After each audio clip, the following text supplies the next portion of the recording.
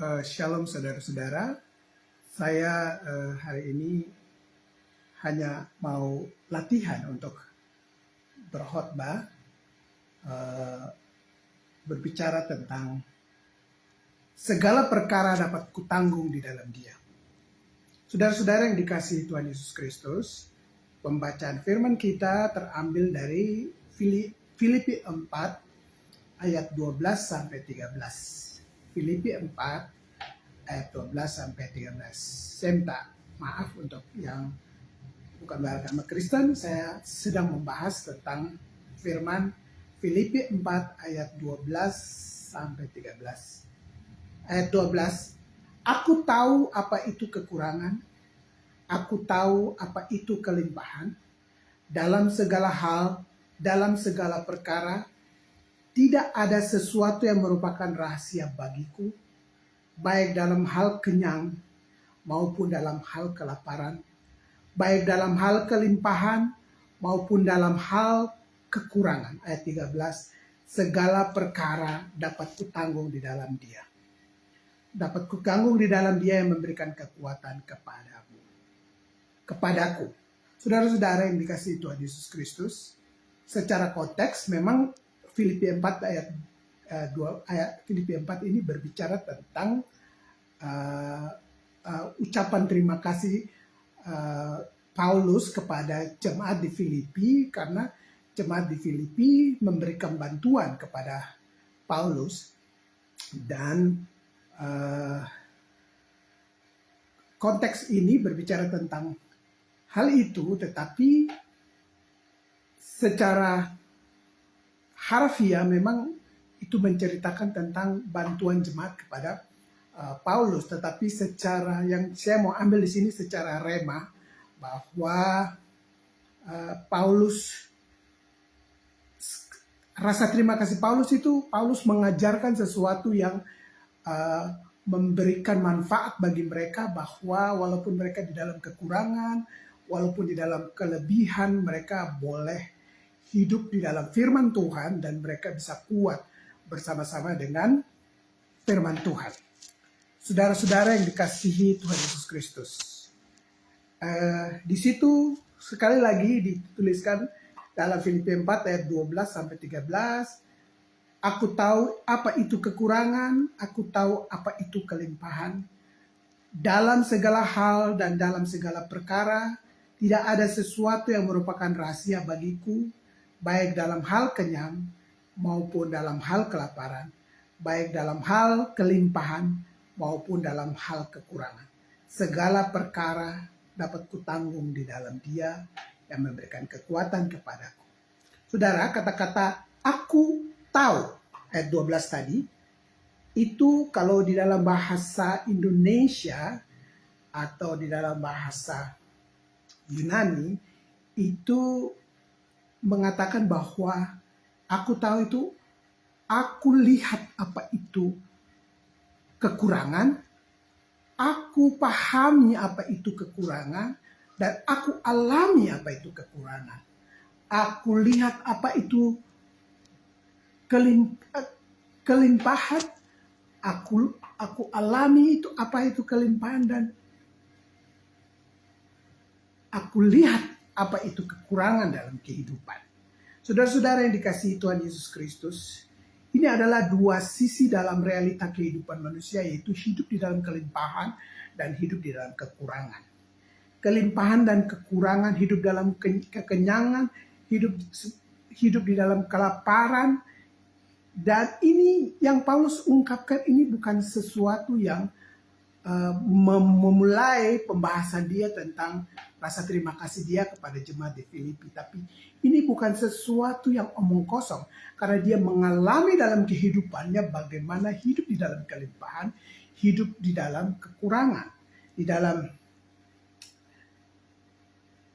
bahasa Yunani tadi dan bahasa Yunani dan bahasa Indonesia, bahwa kita tahu bahwa apa yang dimaksud dengan aku tahu itu mengatakan bahwa aku alami di dalam itu, aku lihat di dalam itu, apa yang aku alami dalam kehidupan itu, baik hal kenyang maupun hal kelaparan di dalam kehidupan itu, terus berproses dalam realita hidup manusia. Saudara-saudara yang dikasihi Tuhan Yesus Kristus, dalam menghadapi beban hidup manusia, kadang-kadang kita tidak siap, kita tidak siap beban hidup manusia itu. Kalau dalam hal kelimpahan, mungkin kita tidak perlu meminta kekuatan manusia karena kekuatan Tuhan. Kita memakai kekuatan manusia untuk melakukan itu. Tetapi kalau kita di dalam kekurangan, kita butuh kekuatan dari Tuhan. Sehingga ketika orang jatuh di dalam kehidupan berkekurangan, miskin, orang mempertanyakan Tuhan.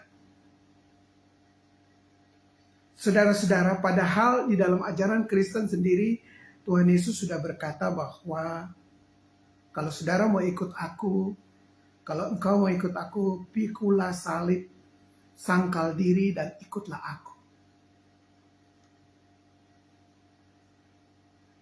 Di dalam pembahasan di dalam Filipi 12 kita lihat lagi ke atas. Aku tahu apa itu kekurangan, aku tahu apa itu kelimpahan. Dalam segala hal dan dalam segala perkara tidak ada sesuatu yang merupakan rahasia bagiku. Di sini Paulus mengatakan bahwa itu tidak ada, itu sesuatu yang tidak rahasia. Semua orang mengalami dalam kehidupan manusia.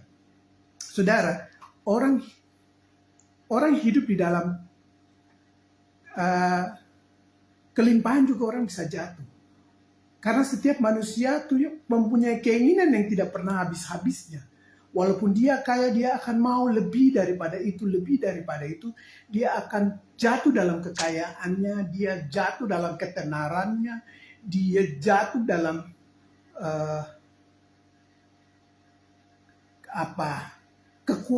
kekuatannya sehingga dia melupakan Tuhan, ataupun dia terjebak dalam hal-hal yang tidak mempercayai kehadiran Tuhan dalam kehidupannya. Karena dia tahu bahwa kekuatan itu hanya berasal dari dia dan kekayaan dia. Bila orang hidup di dalam kelimpahan, orang tidak siap untuk menjalani hidup ini karena banyak tantangan yang dia hadapi dalam hidupnya. Ayat 13 berkata bahwa segala perkara dapat kutanggung di dalam Dia yang memberikan kekuatan kepadaku. Kita tahu bahwa dalam hidup ini, dalam realita orang siap untuk hidup dalam kelimpahan, tetapi orang tidak siap hidup di dalam kekurangan. Orang siap hidup dengan promosi jabatan, tapi orang tidak siap dengan non-job. Orang siap dengan sukacita dan damai sejahtera, tapi orang tidak siap dengan duka cita, tekanan beban hidup. Orang siap dengan kekenyangan, tetapi orang tidak siap dengan kelaparan. Orang siap untuk dipuji, tapi orang tidak siap untuk dianggap rendah dan dicuekin. Orang tidak siap untuk ditertawakan orang lain, tapi orang siap menertawakan orang lain. Orang siap menuju sukses, tapi orang tidak siap menuju kegagalan dan kebangkrutan. Orang siap dapat pekerjaan dan kesempatan, dan orang tidak siap dipecat dan tidak diberikan peluang. Orang siap dengan kesembuhan dan orang tidak siap akan kesakitan. Orang siap dengan hal-hal yang baik, tapi orang tidak siap dengan hal-hal yang buruk dan kegagalan. Saudara-saudara yang dikasihi Tuhan Yesus Kristus, Alkitab berusaha mengkomunikasikan tentang kelimpahan dan berkekurangan. Dan kita tahu bahwa di situ dikatakan bahwa Paulus katakan, aku tahu, itu menunjukkan tentang aku lihat apa itu kekurangan, aku alami apa kekurangan, aku ada di dalam proses kekurangan itu. Begitu juga ia bicara tentang kekayaan, aku lihat apa itu kekayaan, aku mengerti tentang hidup dalam kekayaan, dan aku mengalami hal di dalam hidup dalam kekayaan itu. Jadi waktu kita dimanapun kita dapat terganggu, bila kita di dalam realita hidup kita itu, kita mengalami sesuatu yang terpuruk dalam kehidupan kita. Oleh sebab itu, di sini Paulus mengatakan bahwa kita harus tinggal di dalam firman. Kita harus tinggal di dalam firman, kita harus kuat di dalam firman, sehingga waktu keadaan yang kita alami, firman itu akan membuat kita untuk kita keluar sebagai pemenang. Firman itu sebagai landasan untuk membuat sehingga kita bisa selesaikan masalah-masalah di dalam kehidupan kita. Saudara-saudara, di dalam Filipi 4 ayat 13 tadi, segala perkara dapat kutanggung di dalam Dia yang memberikan kekuatan kepadaku. Saudara-saudara, kata-kata memberikan kekuatan itu dalam bahasa Yunani disebut endinamo. Pengertian endinamo itu memperkuat aku. Di dalam realita kehidupan orang manusia, di awal-awal orang bisa kuat menjalani penderitaan di dalam kehidupannya. Tapi di tengah jalan orang bisa mundur, atau pada akhir kehidupan orang bisa mundur karena masalah dan proses hidup dalam kehidupannya dia alami terus-menerus. Kalau kegagalan itu mungkin muncul satu kali, mungkin dia masih bisa menjalani hidup ini. Tapi kalau kegagalan demi kegagalan dia alami dalam kehidupannya, maka dia akan mundur dalam kehidupannya. Saudara-saudara, firman Tuhan itu adalah akan merubah menjadi kekuatan dalam kehidupan kita. Kalau kita lihat dalam Ibrani 4 ayat 12, sebab firman itu hidup dan kuat dan lebih tajam dari pedang bermata dua manapun. Firman itu sanggup membedakan pertimbangan dan pikiran hati kita. Di situ firman Tuhan juga sebagai pedang bermata dua, menusuk amat dalam, memisahkan roh dan jiwa, sendi-sendi dan sumsum, dan ia juga sanggup membedakan pertimbangan hati kita. Jadi orang harus tinggal di dalam firman sehingga firman itu memberikan kekuatan kepadanya untuk membedakan di dalam kehidupannya supaya dia membedakan pertimbangan di dalam hatinya. Di dalam Roma 1 ayat 16-17, sebab aku mempunyai keyakinan yang kokoh di dalam Injil, karena Injil adalah kekuatan Allah. Injil ini adalah kekuatan Allah yang membawa orang di dalam keterpurukan untuk keluar sebagai pemenang. Sehingga orang akan berkata, segala perkara dapat kutanggung di dalam Dia yang memberikan kekuatan kepada. Ini adalah prosesnya. Prosesnya itu kalau kita lihat dalam 2 Timotius 3 ayat 16, sebab tulisan yang diilhamkan Allah akan bermanfaat untuk mengajar. Jadi di dalam orang hidup dalam keterpurukan, orang akan diajar untuk bagaimana kuat dalam penderitaan. Di dalam orang waktu di dalam keterpurukan, firman itu akan menyatakan kesalahan. Bila orang melakukan kesalahan di dalam keterpurukannya, di dalam kekurangannya, kekuatan itu firman akan menyatakan kesalahan seperti yang dikatakan dalam 2 Timotius 3 ayat 16. Terus firman juga untuk memperbaiki kelakuan. Jadi di dalam memperbaiki kelakuan untuk mendidik orang ke dalam kebenaran. Jadi firman ini akan mendidik kita di dalam kekurangan kita untuk kita keluar sebagai pemenang. Proses ini terus terjadi. Dengan demikian, ayat 17, dengan demikian tiap-tiap manusia kepunyaan Allah dilengkapi untuk setiap perbuatan baik. Kita akan melakukan perbuatan yang baik dalam kehidupan kita. Saudara-saudara, tidak ada manusia di dunia ini yang dapat bertahan di dalam pencobaan. Kalau percobaan itu percobaan itu cuma sekali, mungkin orang dapat bertahan. Tapi kalau percobaan itu bertubi-tubi dalam kehidupannya, terus menerus dalam kehidupannya, maka orang akan pasti jatuh. Orang tidak akan kuat. Pengertian kedua, kata kuat atau hidup di dalam firman Tuhan itu di dalam dapat kutanggung di dalam Dia yang memberikan kekuatan.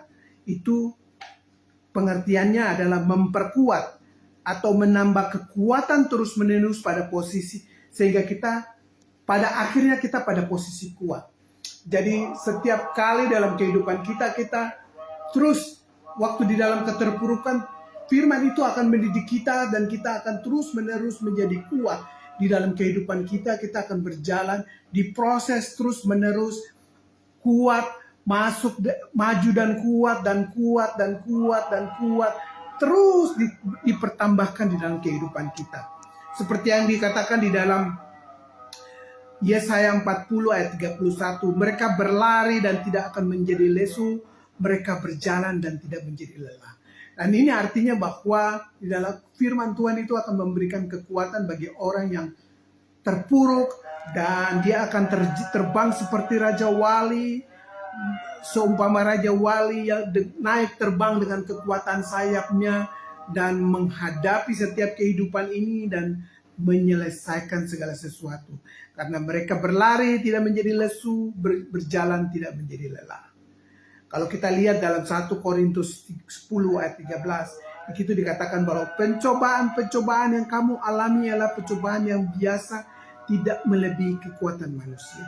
Sebab Allah setia karena Ia tidak membiarkan kamu dicobai melampaui kekuatanmu.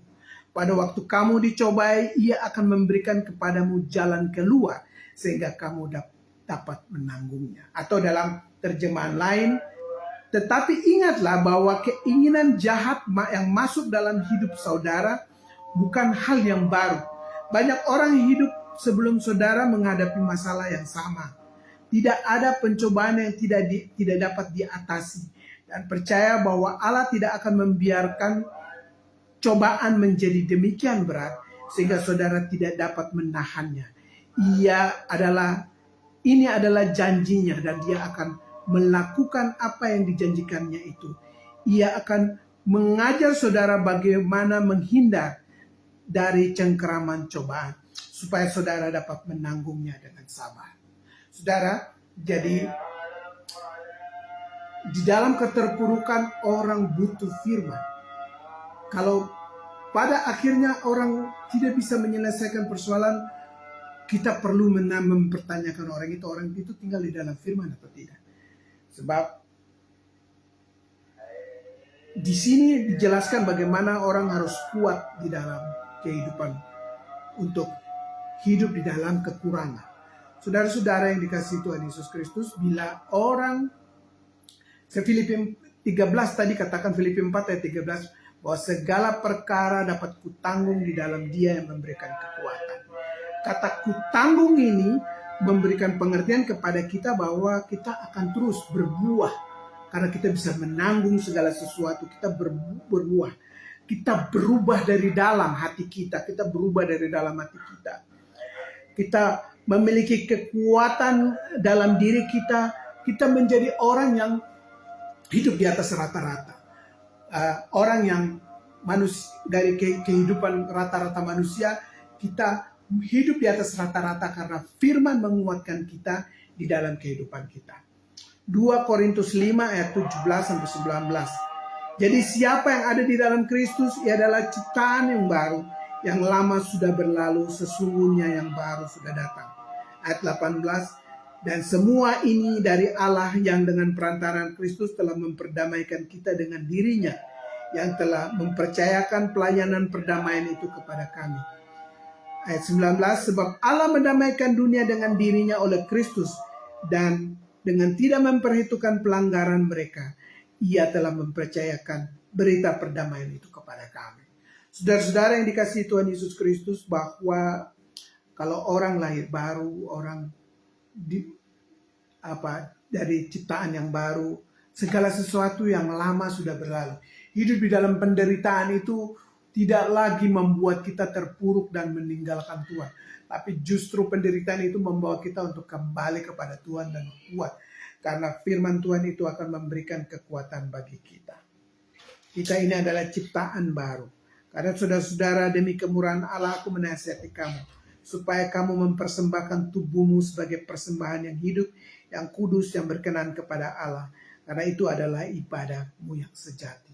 Janganlah kamu menjadi serupa dengan dunia ini, tapi berubah oleh pembaharuan budimu, sehingga kamu dapat membedakan mana kehendak Allah, apa yang baik, yang berkenan kepada Allah, dan yang sempurna.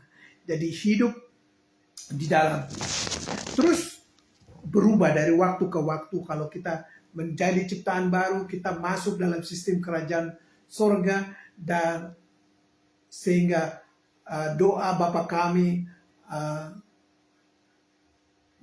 yang ada di dalam kerajaan sorga, di bumi seperti di sorga.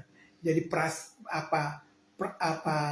situasi yang ada di sorga itu ada di bumi, karena kita hidup di atas rata-rata orang-orang yang keluar sebagai pemenang.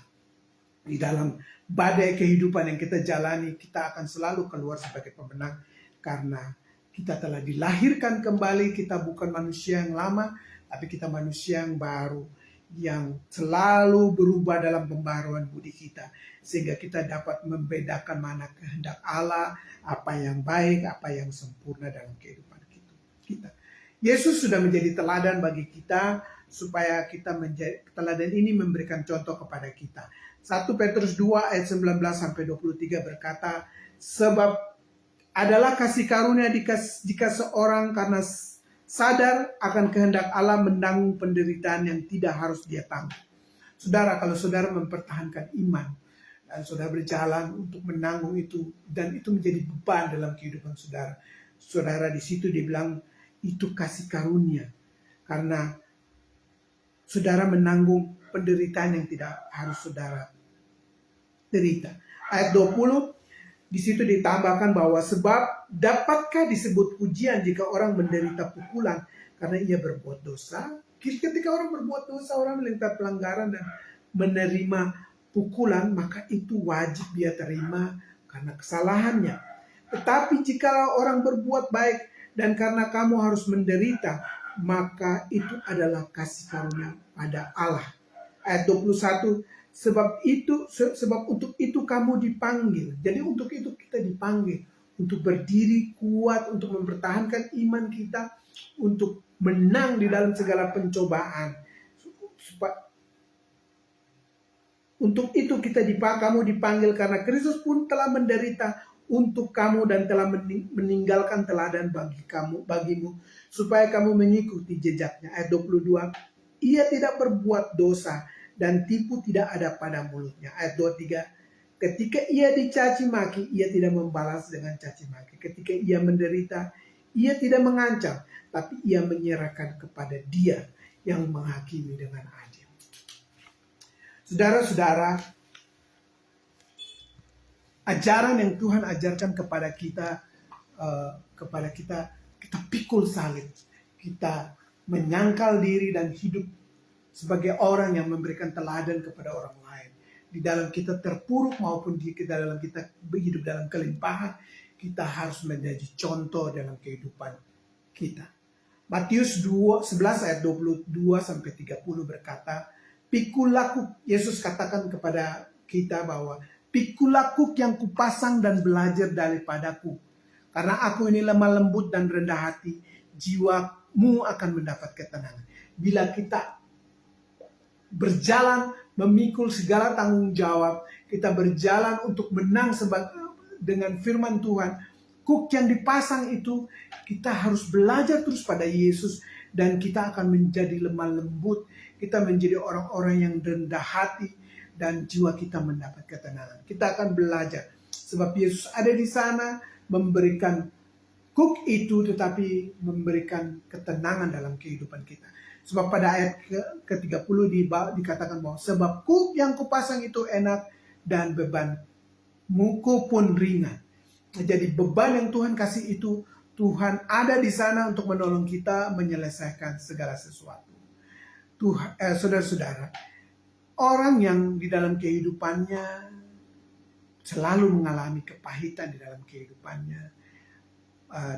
Dia tidur, bangun, mengalami kepahitan, jalan di dalam kehidupannya dia mengalami kepahitan. Dia tidur lagi, dia mengalami kepahitan. Dia bangun lagi, dia ketemu dengan kepahitan. Lama-lama dia menjadi orang yang pahit. Dia menjadi orang-orang yang mempunyai karakter yang menyerang orang dengan kata-kata yang pahit, karena hidupnya pahit. Biasa hurt people, orang yang hidup dalam penderitaan itu biasanya mudah menyakiti orang lain. Saudara-saudara yang dikasihi Tuhan Yesus Kristus, bila kita belajar terus tentang firman ini, bahwa segala perkara dapat kutanggung di dalam Dia yang memberikan kekuatan kepadaku, bahwa dari waktu ke waktu kita diberikan kekuatan terus-menerus dalam kehidupan kita, maka kita akan terus bertumbuh di dalam kehidupan Kristus. Roma 5 ayat 3 sampai 9. Dikatakan bahwa, dan bukan hanya itu saja, kita malah bermegah dalam kesengsaraan kita. Karena kita tahu bahwa kesengsaraan itu menimbulkan ketekunan. Ayat 4, dan ketekunan itu menimbulkan tahan uji, dan tahan uji menimbulkan pengharapan. Ayat 5, dan pengharapan itu tidak mengecewakan. Karena kasih karunia Allah telah dicurahkan di dalam hati kita oleh Roh Kudus yang telah dikaruniakan kepada kita. Saudara lihat, di situ ada kontradiktif. Ada kata kita malah bermegah dalam kesengsaraan. Saudara, bermegah dalam kesengsaraan, bersukacita dalam kesengsaraan, jaya dalam kesengsaraan. Bagaimana itu bisa terjadi? Orang menari pada waktu orang hidup di dalam kesengsaraan. Orang bersorak-sorak memuji Tuhan di dalam kesengsaraan. Bagaimana itu bisa terjadi? Tapi di sini dikatakan bahwa kita di dalam kesengsaraan itu akan menimbulkan ketekunan. Di dalam ketekunan itu menimbulkan tahan uji. Dan tahan uji itu akan menimbulkan pengharapan. Dan pengharapan di dalam Kristus itu tidak akan pernah mengecewakan. Dia akan terus bertumbuh di dalam kehidupan kita. Karena di dalam pertolongan Roh Kudus dicurahkan kepada hati kita yang telah dikaruniakan Allah kepada kita.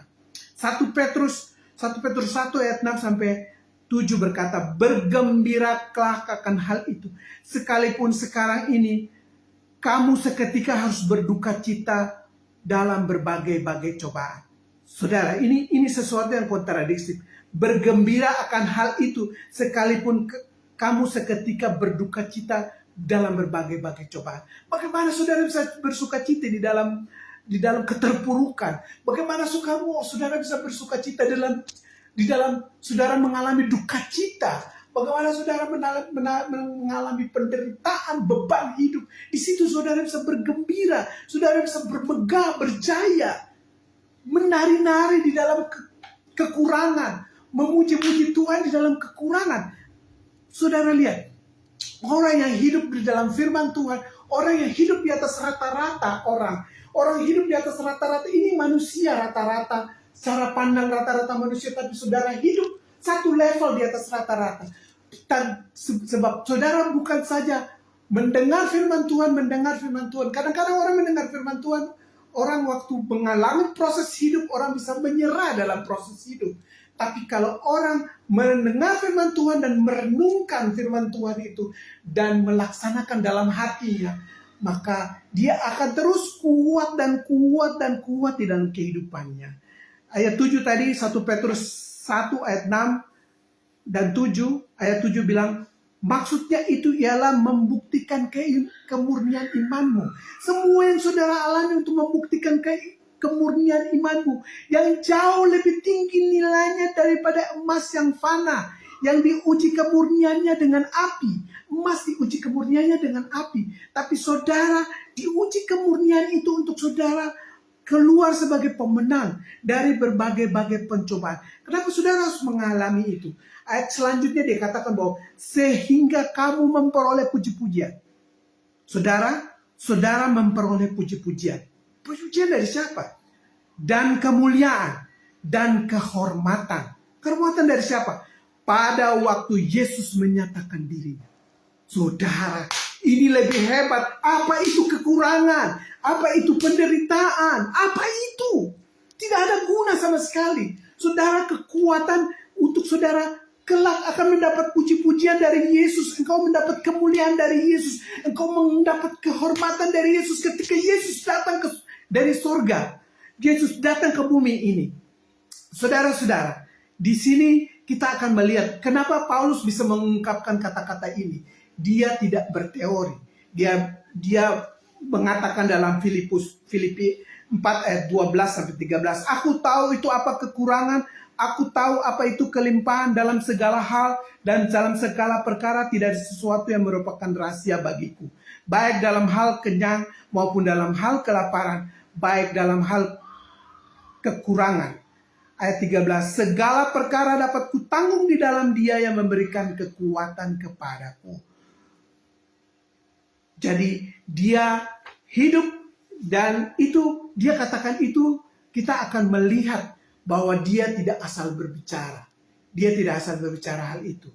Dia mengalami dalam kehidupannya. Mari kita lihat bagaimana Paulus sebagai contoh, supaya kalau saudara hidup di dalam penderitaan hari ini, itu akan menjadi pedoman bagi saudara untuk saudara malu bahwa ada orang yang lebih menderita, ada orang yang lebih, tapi dia tetap ada di dalam perlindungan Tuhan. Dia tetap melayani Tuhan, dia tetap mengutamakan hal-hal yang baik untuk dia menjadi contoh bagi orang lain. 2 Korintus 11 ayat 22 sampai 30. Dia katakan begini, apa mereka orang Ibrani? Aku juga orang Ibrani. Apakah mereka orang Israel? Aku juga orang Israel. Apakah mereka keturunan Abraham? Aku juga keturunan Abraham. Saudara, Paulus ingin mengatakan bahwa kita semua sama, kita tidak ada beda. Kita semua ini orang-orang sama dengan kita saat ini juga, kita sama semua. Tapi ketika saudara lihat di ayat 23, dia tanya, apakah mereka pelayan Kristus? Dia katakan di situ, aku berkata seperti orang gila, aku lebih. Sebagai pelayan Kristus dibandingkan dengan kita, dia lebih. Paulus ini, dia lebih. Dan dibandingkan dengan orang-orang Yahudi, dia lebih. Di situ dia katakan, aku lebih banyak berjerih payah. Dia berjerih payah. Aku lebih sering di dalam penjara. Sering. Berarti, kita baru sekali saya di dalam penjara, kita anggap bahwa ini sesuatu yang memalukan dan badai. Kita menganggap hidup kita ini sudah tidak berarti kalau kita di dalam penjara. Dia bilang, aku sering di dalam penjara. Didera di luar batas. Saudara didera sekali saja saudara sudah kapok. Tapi ini didera di luar batas. Dia mengalami dera di luar. Kerap kali aku dalam bahaya maut. Di dalam bahaya maut. Saudara perlu malu. Dia di dalam bahaya maut. Dia tetap berjalan dalam kekuatan bersama Kristus. 5 kali aku disesah orang Yahudi. Setiap kali 40 kurang 1 pukulan. Jadi 39 pukulan dia alami. Jadi kalau dikali dengan 559 kali pukulan di dalam kehidupannya. 3 kali aku didera, 1 kali aku dilempar sama batu, 3 kali aku mengalami karam kapal, dan sehari semalam terkatung-katung di tengah laut. Orang akan bertanya, itu hamba Tuhan, dia mau pergi melayani baru dia terkatung-katung di laut kah? Dia mengalami karam kapal kah? Tuhan ada sertai dia kah? Tidak. Saudara, sampai di dalam hal-hal semacam begitu, dia berjalan dengan kekuatan Tuhan dan dia tidak pernah menyerah. Oleh sebab itu, kita harus melihat contoh ini supaya kita malu dalam kehidupan kita, dalam pelayanan kita, supaya kita tahu bahwa Tuhan itu lebih ajaib dan lebih kuat dalam kehidupan kita. Dalam ayat 26, dalam perjalanan aku sering dihacam oleh bahaya banjir, bahaya penyamun, bahaya dari pihak orang Yahudi, bahaya dari pihak bukan orang Yahudi, bahaya di kota, bahaya di padang gurun, bahaya di tengah laut, bahaya dari pihak-pihak saudara palsu. Saudara lihat betapa dia mengalami di dalam kehidupannya. Dia makin lama makin kuat karena dia tahu bahwa Tuhan memberikan kekuatan dari dalam kehidupannya. Ayat 27, aku banyak berjerih lelah dan bekerja berat. Saudara, kita melayani Tuhan, kita tidak berjerih lelah seperti Paulus. Kita tidak bekerja keras seperti Paulus. Kerap kali aku tidak tidur. Kita tidak tidur sehari saja jadi masalah untuk kita. Tapi Paulus bilang, kerap kali aku tidak tidur. Aku lapar, aku dahaga. Dia lapar, dia dahaga. Dia lihat, itu contoh yang paling kita bisa pakai untuk kita malu. Kalau dalam pelayanan kita banyak berbicara tentang hal-hal di dalam kehidupan kita. kita lihat bagaimana Paulus begitu kuat. Kerap kali aku berpuasa, kerap kali dia berpuasa. Kedinginan dan tanpa pakaian. Dia kadang-kadang hidup di dalam penderitaan yang, saudara, membuat dia harus, kalau sebagai orang, mungkin kita sudah mundur. Tapi dia tidak mundur, dia berjalan dalam kekuatan itu untuk kemenangan dan kemenangan di dalam Kristus. Saudara, ayat 28 ini saudara lihat baik-baik, ayat 28 dari 2 Korintus 11 ayat 28. Dan tidak menyebut banyak hal lagi. Berarti banyak hal yang dia alami dalam kehidupan yang dia belum bisa sebutkan di sini karena terlalu banyak. Tapi itu tidak membuat dia menjadi lemah. Justru pencobaan yang dia alami, aku mengalami pencobaan, aku lihat itu pencobaan, aku tinggal di dalam pencobaan itu, tapi aku dikuatkan. Lama-lama aku menjadi kuat dan kuat dan kuat dan kuat dan kuat di dalam pencobaan itu.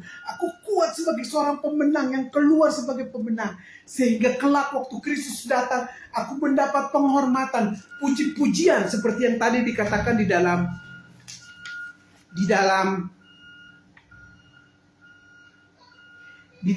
Roma 12 ayat 1 sampai 12. Aku mendapat puji-pujian di dalam Kristus. Jadi saudara-saudara yang dikasihi Tuhan Yesus Kristus, 1 Petrus 1 ayat 6 sampai 7. Sehingga kamu memperoleh puji-pujian, kemuliaan dan kehormatan pada hari Yesus menyatakan dirinya. Saudara, kita harus terus belajar dalam kehidupan kita. Di ayat 29 Paulus katakan, jika ada orang yang merasa lemah, tidakkah aku terus merasa lemah? Orang yang biasa ada di dalam hidup, di dalam pencobaan, orang itu memahami kehidupan orang lain. Atau di sini juga Paulus mengatakan, kalau kamu cuma mengalami hal seperti itu, kamu sudah lemah, apalagi saya. Saya akan begitu lemah mengalami hal seperti itu. Jikalau ada orang tertandung, tidakkah hatiku hancur oleh duka cita? Waktu kita melihat orang lain tersandung, hati kita ada di dalam duka cita. Begitupun Paulus mau katakan juga bahwa aku ini sebenarnya orang yang harusnya hidup di dalam duka cita karena tersandung dengan banyak hal. Tapi aku bisa keluar sebagai pemenang. Dan pada ayat ke-30, jikalau aku bermegah, maka aku akan memegah atas kelemahanku. Paulus bermegah di dalam kelemahan. Jadi saudara harus tahu bahwa Filipi 4 ayat 12 sampai 13 begini, itu mau mengatakan kepada kita bahwa kita mengalami kekurangan, kita mengalami kelimpahan. Kita lihat itu kelimpahan, kita hidup di dalam kelimpahan. Justru kita harus kuat di dalam Kristus. Kita harus kuat di dalam firman Tuhan. Kita renungkan firman Tuhan untuk dari waktu ke waktu kekuatan itu, segala perkara dapat kutanggung di dalam Dia. Dan kekuatan itu akan memberikan motivasi untuk kita, menyuntik kita, menginjeksi kita dengan hidup yang baru, yang kuat di dalam Kristus dari waktu ke waktu, sehingga pencobaan yang kita alami, kita akan bilang, itu pencobaan yang biasa, yang tidak melampaui kekuatanku, karena Yesus ada di dalam dan memberikan jalan keluar dalam kehidupan kita. Kiranya firman Tuhan hari ini memberikan kekuatan bagi kita, dan kita akan bertumbuh bersama-sama dengan Kristus. Saudara jangan takut akan pencobaan. Pencobaan yang saudara alami adalah pencobaan biasa, karena Tuhan akan memberikan kekuatan di sana untuk saudara hidup sebagai pemenang. Lihatlah Tuhan di dalam segala sesuatu dan selesaikan masalahmu bersama-sama dengan Kristus. Engkau akan menjadi pemenang, keluar sebagai pemenang. Engkau akan berjalan. Semakin hari saudara akan berlari, bukan saudara menjadi lemah, tapi saudara akan menjadi kuat. Terima kasih. Kiranya Tuhan yang mempunyai firman akan memberkati kita dengan hikmat-Nya, supaya saudara memberikan dengan pengertian dari firman hari ini yang saya bagikan kepada saudara. Kiranya Tuhan Yesus memberkati saudara. Dalam nama Tuhan Yesus Kristus. Terima kasih.